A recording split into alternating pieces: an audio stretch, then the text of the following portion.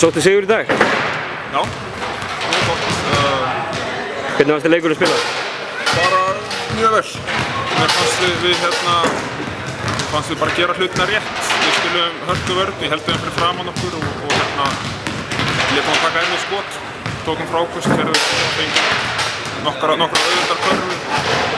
Fundum Mike undir körfunni. Það var bara mjög lítið eftir kvartið yfir framstöðu okkur í dag. Það var mjög gott. Er þetta léttasti leikur sem þú spilaði í Keflavík? Ekki, nei. Það að fara í gegnum gömlu spóluna, ég veit ekki. Það ekkert eitthvað merkilegar að vinna hér en annars. Gott að vera komin aftur? Það frábært. Mjög leiðilegt að lenda í þessum meiðslum. Ég var komin á fínt ról og hörku stand.